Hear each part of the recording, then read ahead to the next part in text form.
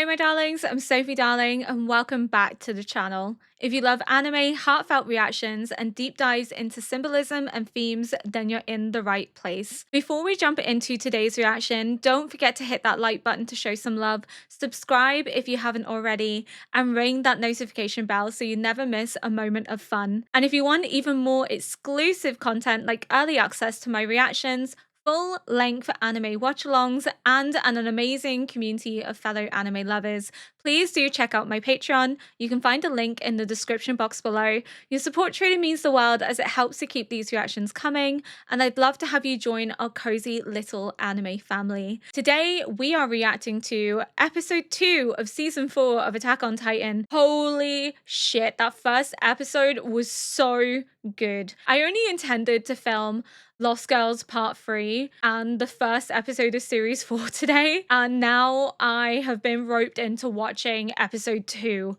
because I need to see more, because that was just so intense.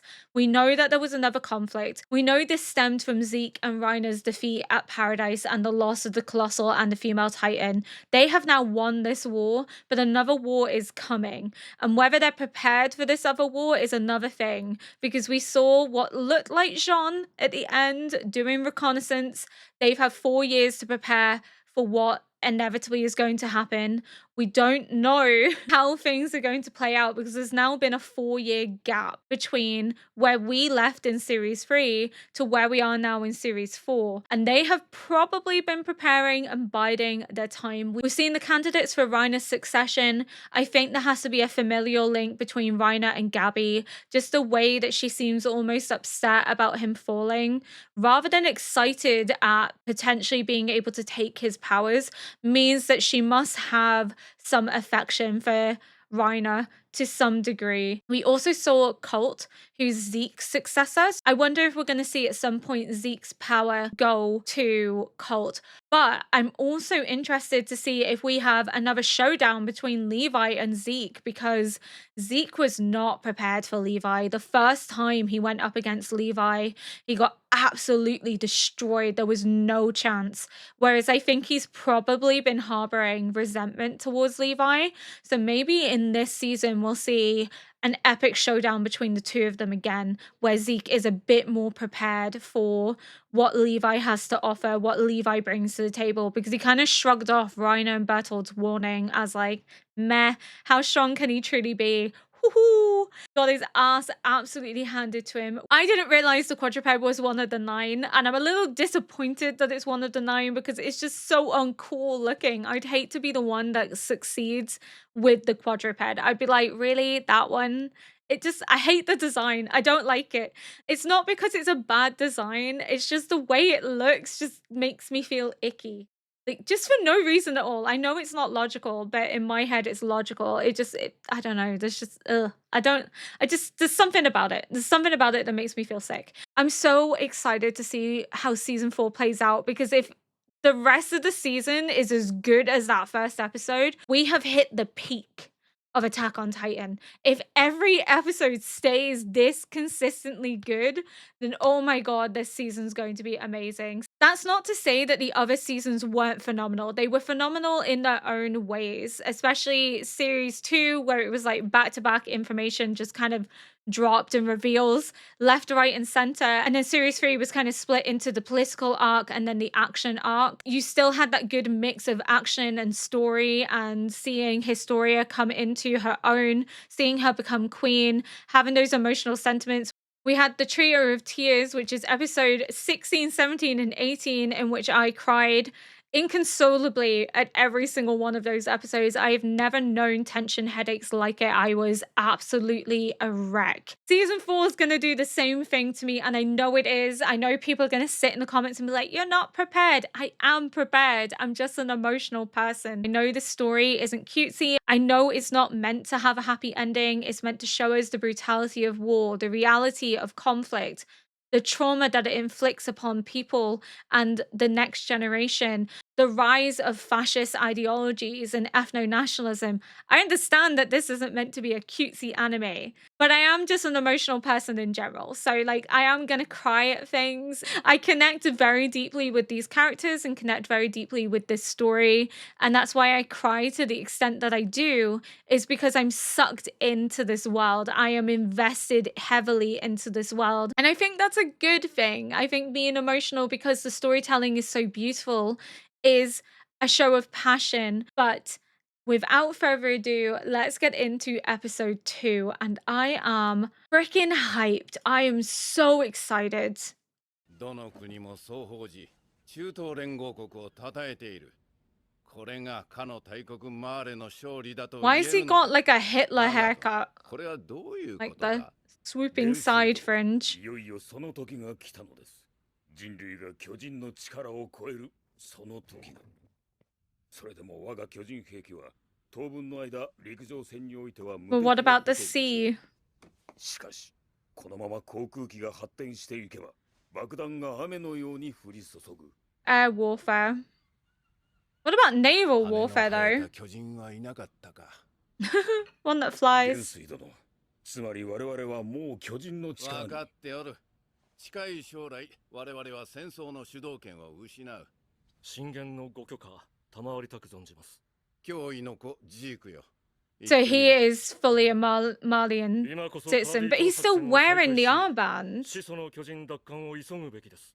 What is the point of agreeing to become a warrior and fighting for the Malians if you're still going to be identified and singled out as an Aldean with the red armband? It's almost as if you were sold a lie because you're not being treated essentially as a Malian citizen. Yes, you are invited to the war room. You are allowed to speak to these Malians as if you are one of them, but they don't see you as one of them. And that's the true tragedy in this, is that he is fighting for people that fundamentally at heart would happily erase him because they don't see him as a person. They see him as vermin that should be exterminated. He's fighting for the wrong side. He's fighting for the wrong people. 今我々に必要なのは軍備再編までの時間。それには一刻も早くマーレがパラディ島を占拠し、すべての巨人の力を収めたという新聞の見出しが必要なのです。 They want to intimidate future countries. 残りの1年の命をもって4年前の雪辱を果たしたいというわけか。あの忌まわしき脅威、グリシャ・イエーガーの行いに終止符を打つのは、かつての息子である私でなくてはなりません。 Sick exploits. Or is he referring to EREN? In that Grisha took the founding titan and passed it to EREN, and EREN became the coordinate. Is that the sick exploit that he's referring to? Because it must be, because he's hell-bent on receiving the founding titan. So they want the founding titan to strike fear into their neighbors. They don't want their neighbors to attack them because of the threat that the founding titan is. They don't want to incur that wrath in the same way that the Marlians were put off ever attacking Paradise because of the fear of the founding titan. That's essentially what Zeke wants to do, is weaponize the founding titan in the same way that the first king weaponized it to protect Paradise from being attacked by the Marlians. So Zeke only has one more year before he's expected to give his power up to Cole, and essentially wants to spend that year attempting to prevent Grisha's ambitions from ever coming true, in that he doesn't want EREN to maintain the founding titan and seek revenge on the Marlians, because that's what Grisha has drummed into his head. ジークさんの獣の能力は歴代とは全く違う。まるで話に聞く始祖の巨人だ。どうして特別なんでしょう。王家の血を引いているわけでもない。He does. ああな。結局俺が死ぬまで分からずじまいだろう。あ、記憶を継承するお前には知られちまうかもな。俺の秘密を。秘密ですか。 You'll find out when you inherit. 方が独特なんだ。誰にも言わないでくれ。ダメだ、すべて話せ。隊長殿。血毛の数まで申告してもらう。エルディア人にプライバシーは必要か。必要ありません。Again, what was the point of doing this if you're not going to be treated as a Malian citizen? 私には1年しか残されていないという話ですよ。この3年間、パラディ島に向かった調査船は一隻も帰ってきていない。Oh, they've been capturing お them, 前はこれをどう見る？ interrogating 軍 them. の船が32隻も沈められたのなら、それは巨人一体の仕業とは考えにくい。島を攻めるには戦艦の支援が必要になるだろう。ええ。そして何より、敵の脅威は巨人だけじゃない。They're scouts. Levi. あの時の礼をまだ言ってなかったな。ガリアード。 Galliard? Sorry. 助かったよ。 That's okay, that's how you say it. Yeah, Galliard? そ Galliard? もそも9年前に俺が鎧を継承していれば、兄貴がお前をかばって、その辺の巨人に食われることもなかった。 Marcel's brother. だが前身のユミルって女のことは少し分かった。大層な名前を付けられた。Oh no, she is dead! That should have clicked in my head. 誰かに助けられてばかりじゃねえかよ。 Oh, 女の記憶を通してお前を見たが、あれはなんだ？随分と頼れる男を気取っていたようだったが。 I think it didn't click in my head. Was his jaw titan looks nothing like Emir's titan, but the name should have clicked in my head. Oh, so Emir's dead. I know we saw her up on the platform, and I thought maybe she was being interrogated still, and that there was a chance to rescue her. But oh fuck. 人間に戻るのは2ヶ月ぶりだからね。その度に二足歩行を忘れてしまうよ。 She's the quadruped titan. すごく心配してたよ。おそらく無垢の巨人の襲撃を食らって生き延びたって奇兵だ。本国に戻ったら巨人兵器の非人道性を訴えるマスコットにされる。そしたらエルディア人の立場はますますひどくなる一方だ。くそくそくそ。 He doesn't want to be involved in this either. ああ、みんなも無事だったか。ガビ、ウド。まあね。 They look up to him like a big brother. 普通です。ファルコ。どうも。ねえ、私たちレベリオの She admires him so much. この街を回ろう。大丈夫だ。心配ない。ファルコが帰って寝てな。俺も行くよ。 It's so bittersweet because this isn't gonna last.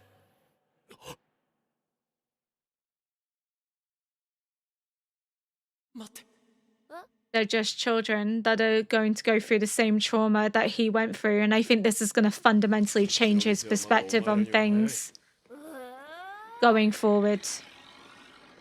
そうしとくんよ。君らにはわかるか？このバカ誰が誰のために命を張ったか。 News for you. 俺にはわかるぞ。それは君たちエルディア人部隊のために他ならない。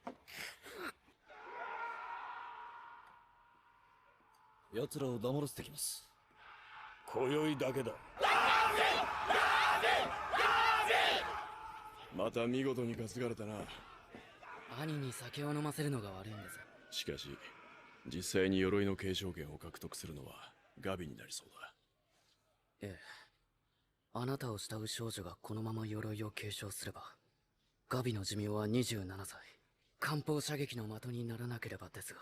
He doesn't want her to suffer, does he? それでいいんですか？今お前なんて言った？9つの巨人を継承する名誉を冒涜したのか？もしこれを報告したら、お前はコルトや親族と共に巨人兵器に加えられる。発言を訂正させてください。戦士候補生ファルコ・グライスは己の一族を悪しきユミルの地から解放するべくこの地を生涯マーレに捧げます。 Is this what strummed into them then? 名誉マーレ人として栄誉と誇りを授かり、祖国マーレの忠誠を存分に示す権利が得られる。 But they're not even treated the same way as Marlians. 鎧の巨人を継承するのは俺です。そうだ。お前がガビを救い出すんだ。この真っ暗な俺たちの未来から。These armbands are used to differentiate the Aldean devils from the other races. Aldeans of higher classes may have armbands with different colors. Armband color can also vary depending on if the Aldean is in the military or a regular civilian. It is mandatory for Aldeans in Marley to wear their armband when they go outside. So what's the point of them being honorary citizens if they're not treated as actual citizens, if they're not given the same exemptions of the Marlians? They're still expected to identify themselves as Aldeans. It seems as if they're being weaponized under a false pretense rather than actually gaining any benefit from it. Yes, they are allowed to sit at the table with the Malians, but they're not equals.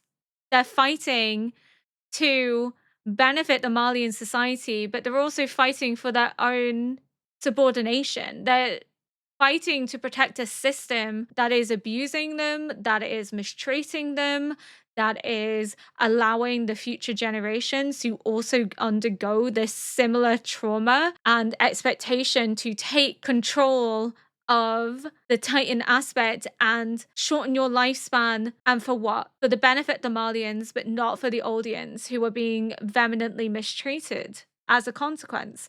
You're fighting for your own oppression, essentially. But that's how brainwashing and indoctrination works. You grow up in a society where you're being beaten down for being vermin, for being a devil, for being a dog. You're going to start to embody those characteristics and start talking down to yourself. So if you think you have an opportunity to prove them wrong, to display your loyalty to the Marlians, then you're going to jump on that. You're going to latch onto it, even if you are actually contributing to your own oppression in the long run, because you're never going to be seen as an equal. You're never going to have a seat at the table properly by your own right. You're only there because of what they gain from you, because of what they get from you, because they cannot turn into titans, but you can. That's all they want from you. Fucking, it's so anger inducing.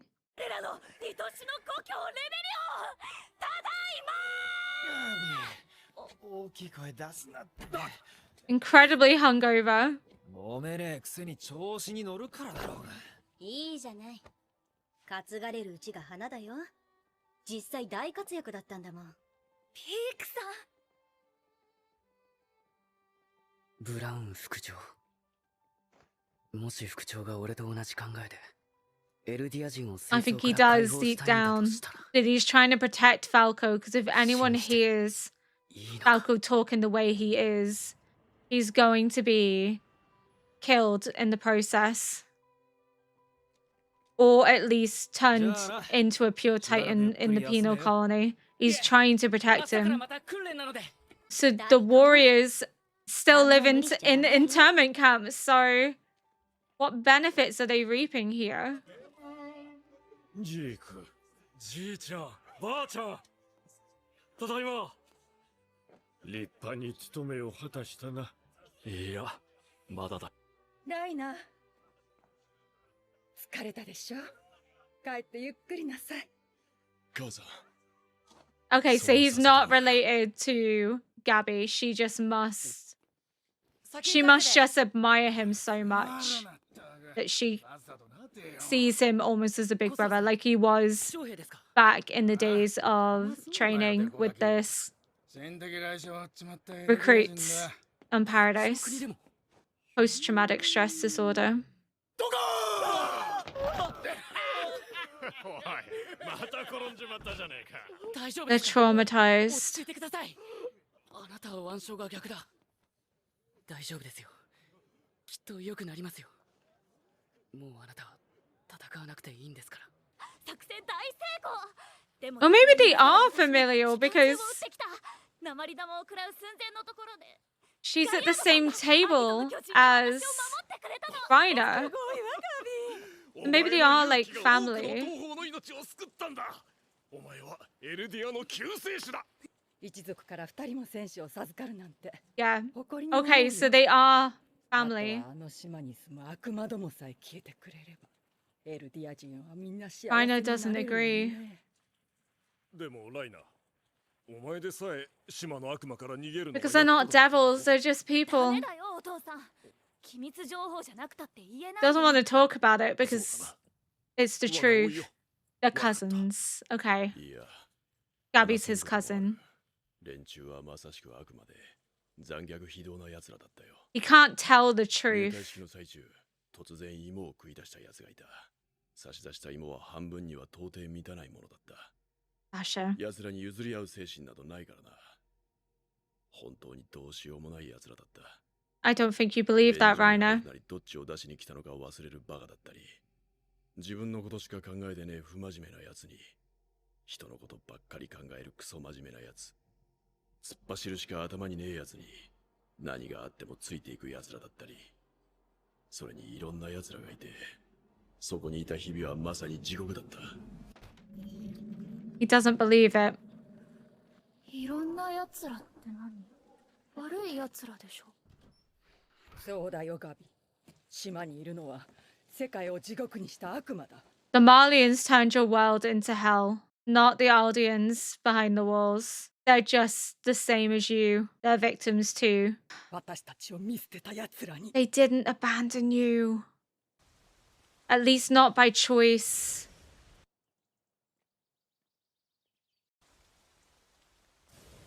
What the fuck?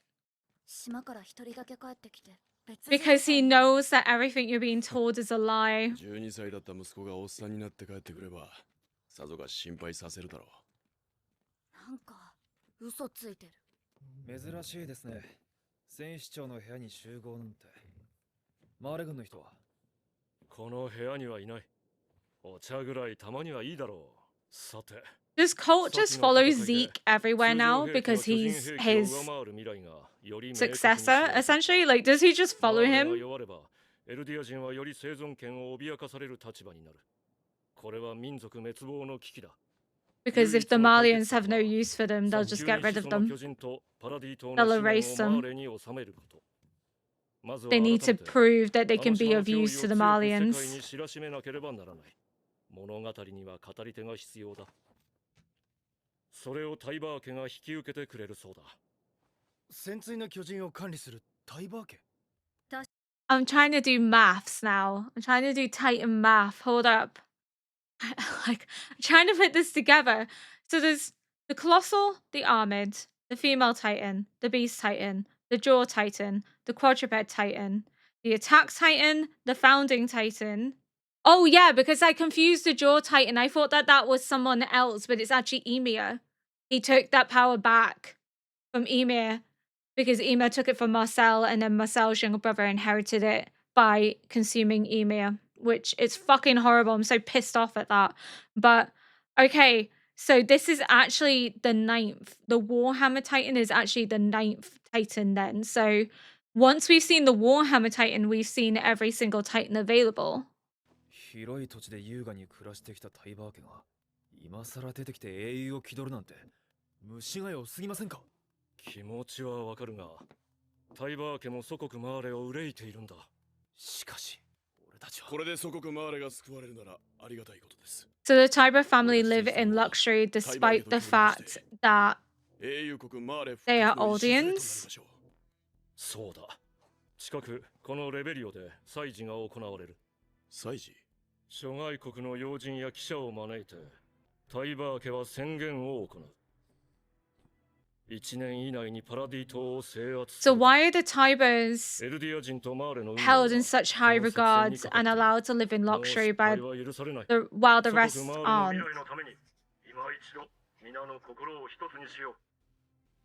ガリアードは多少不満があるようだが、まあ任務となれ They're ば being listened to 密室でこの内容なら問題ないだろう。 to make sure that they're not rebelling. この部屋にはいないか。 He knows they're being listened to.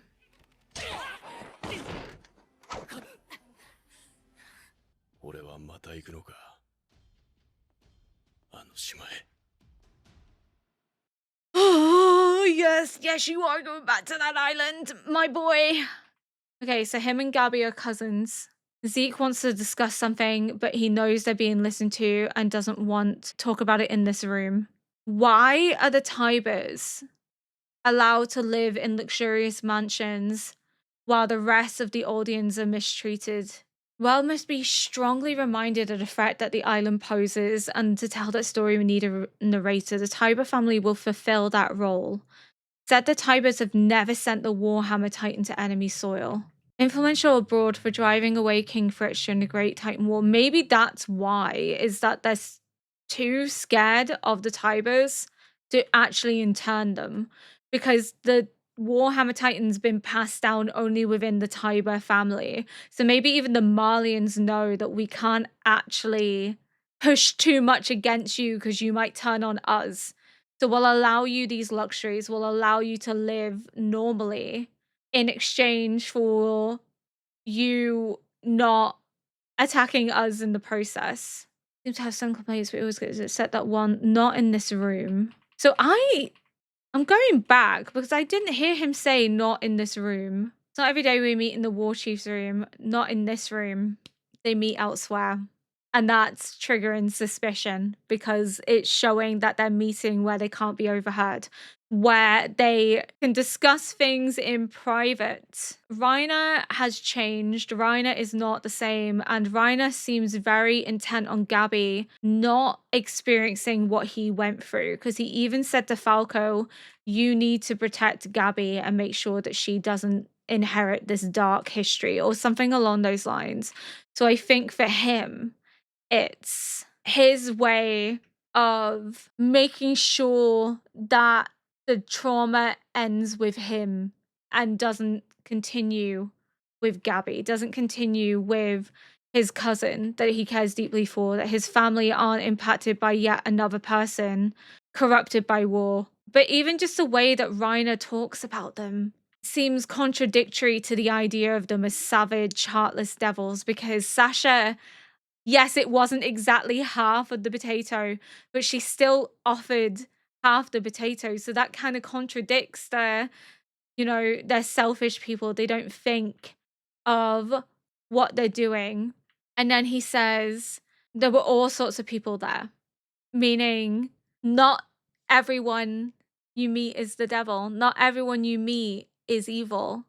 And that's why his grandma reacts negatively, because it's against the message that she is teaching them, that they were left behind by the audience that went to paradise and they were left to suffer. And as a consequence, the ones within the walls are to blame for everything that they have gone through, all the suffering and pain that they've experienced. It's as if the Marlians have twisted the narrative. Instead of the Marlians being the ones responsible for their pain and suffering, the audience within the walls are the reason for it.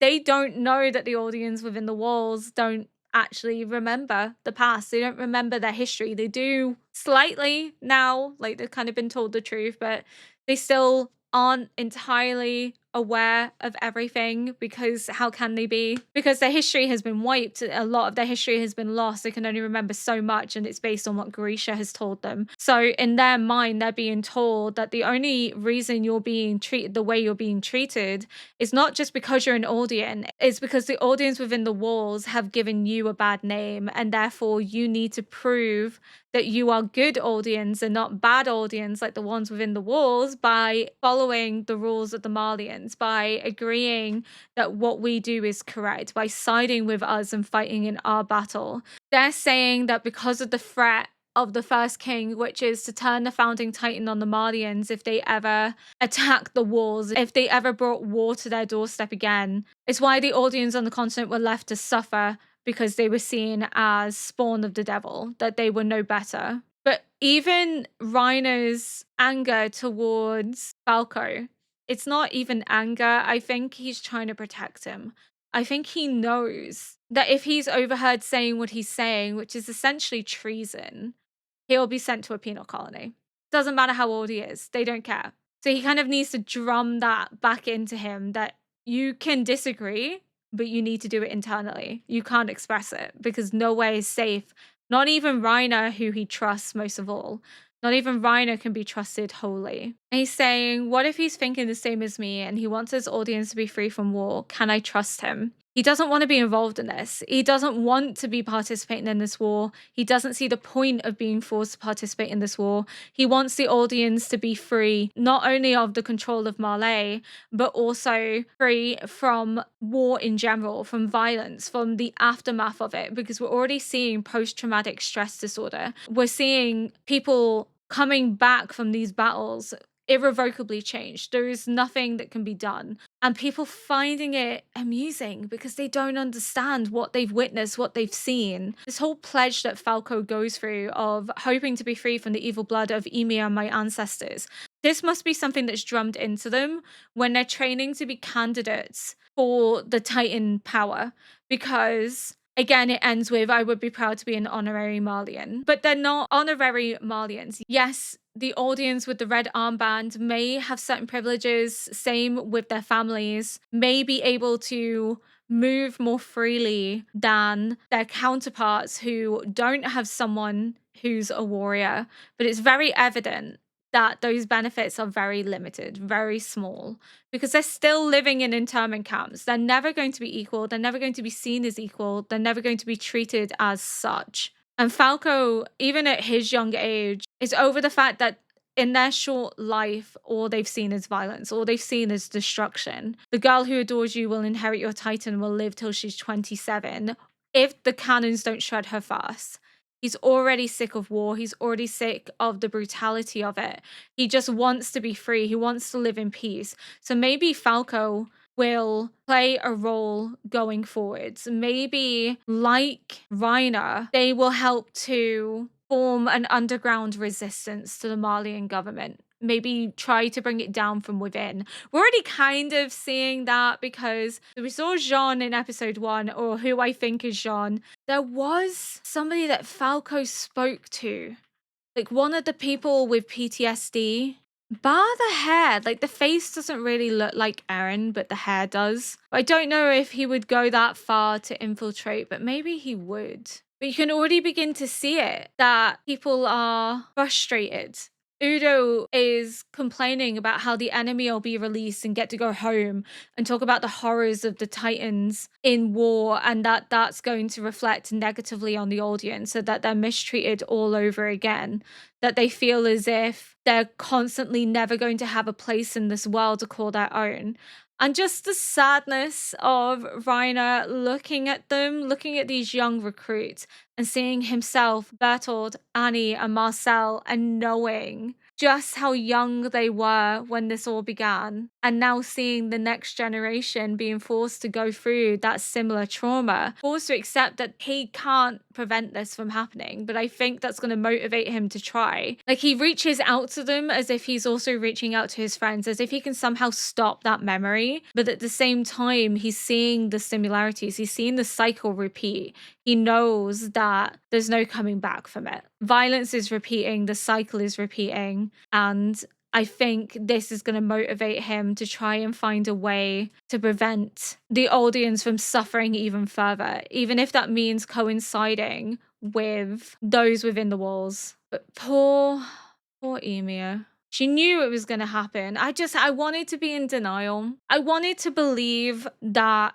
she wouldn't die. I wanted to believe that in some universe, her and Ymir would be reunited. So the fact that that's not the case is just heart-wrenching to me. But just as Zeke has flashbacks about Levi, Reiner has flashbacks about Mikasa. And it's funny because they're both Ackermans, so they're both intent on protecting humanity at any cost. That's their goal.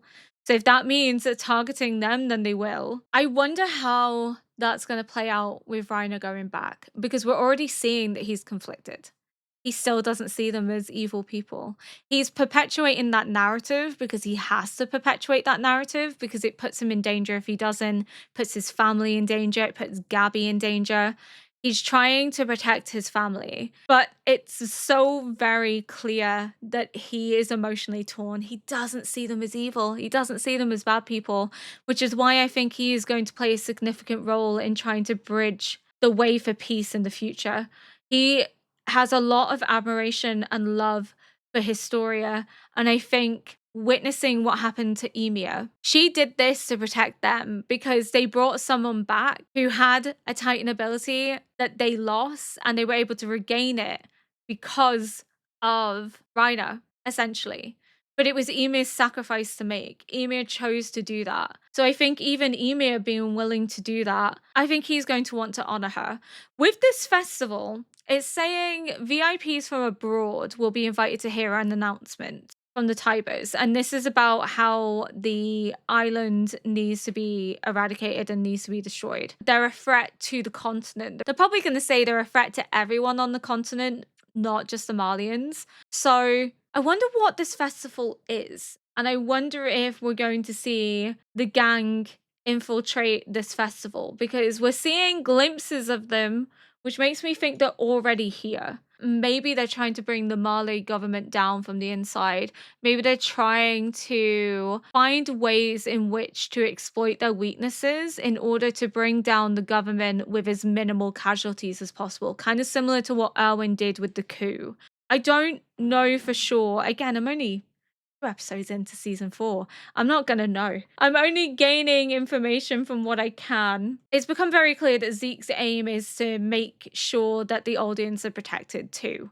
That the audience on the continent at least are protected, by making sure that the Marlians know that they're still useful, that they're not disposable. If technology advances to such an extent that Titan weaponry is no longer required, they're just going to get rid of them. It doesn't matter that they're honorary citizens. They don't see them as people. This is the thing. They've not quite clicked on to that it's not the people on Paradise and within the walls that are the issue, the Marlians. But that's what brainwashing and indoctrination does to you. It stops you from being able to see who the true enemy is. You're distracted. Instead of turning on the people that are the source of your oppression, they feed you a narrative, and that diverts your attention elsewhere. It's a common political tactic. I've talked about it before. I think it was in season 2 and season 3 and possibly season 1.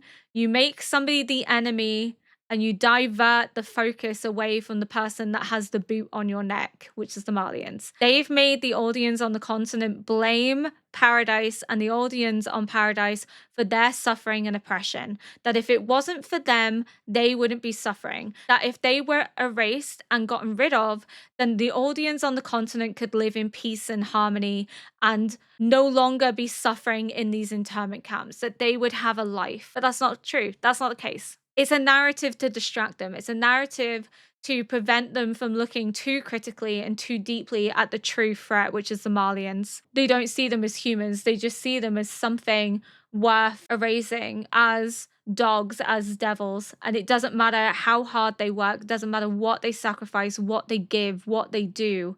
They will never be treated as equal. Until the audience begin to rebel or begin to see who the true oppressor is and not the narrative that's been created as a justification for oppressing them, they'll never be free. They'll never be equal. What I noticed, okay, so this person here, is that EREN? So all these people are emotionally damaged from digging the trenches, right? And they all react to the boom. He just falls to the ground. He just drops as if he's just mimicking what they're doing, but isn't actually emotionally damaged. It looks as if he's infiltrated in order to get inside the internment camp because they've been sent back from the trenches. So it looks as if he's gone to the trenches, worked there, pretended to be emotionally damaged, and sent back. And he's done this in order to maybe start building a rebellion within the internment camp. Maybe in an attempt to try and find other patriots who are willing to fight back against the Marlians, maybe to build a resistance from within. Because it's the indication of your armband's on the wrong arm, meaning he's not from here. Because if you were born and raised here, you would know which arm your armband goes on. So how is it on the wrong arm? Because he's not from here. I think that's EREN. And I know it sounds silly because the leg is missing, but it's not uncommon for EREN to be missing a limb. It just recovers because he's got Titan blood. But just your armband's on the wrong arm, and the way it focuses on his face, you don't have to fight anymore. It's almost like foreshadowing, like the fight's just begun because that's EREN and he's here for a reason. He's here to start a fight. Maybe I'm overthinking it. I could be overthinking it. It might not be EREN, but it's just the whole... He doesn't react the same way the others react. He just drops as if he's just mimicking what the others are doing, who are actually emotionally damaged. That he doesn't enact that behavior because he's not actually emotionally damaged. He's not actually one of those people. He's infiltrated the trenches. His leg's been injured, and he's gone back with the emotionally damaged into the internment camp in order to build up a resistance in the same way that Grisha was part of a resistance when he lived in the internment camp. He's trying to find patriots to join his cause and to rise up against the Malian government. He's trying to build a rebellion and possibly to try and find people so he can tell them the truth, that those on the island are not their enemy. The erasure of those on the island won't make the Malians treat them any better. They need to turn their gaze on the true oppressors, which is the Malian government. It's the Malian elite. And just the armband being on the wrong side. If you were born and raised here, and you grew up your whole life in an internment camp wearing that armband, it wouldn't be on the wrong arm. It's EREN. It's EREN. It's EREN. I'm dying on that hill.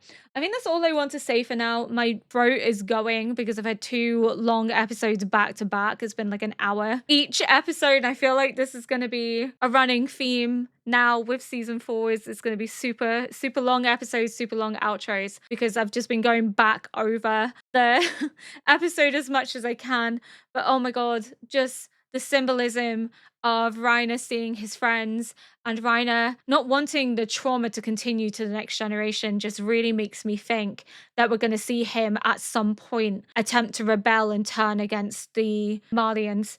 I don't think he's going to continue fighting on the side of the Malian government. I think at some point he's going to become a symbol of resistance. I think, at least. I think at some point he's either going to become a symbol of resistance or he's going to try and work with the government on Paradise to try and get the Malian government to work out terms and conditions for peace. He's going to try and make the Malian government see that the audience in the walls are not devils, but it's not going to work, I don't think. I think they're too far gone. But yeah, I think that's all I have to say for now. If you enjoyed this react, please consider liking, subscribing, and leaving a comment below to help boost this video into the algorithm. And until next time, bye!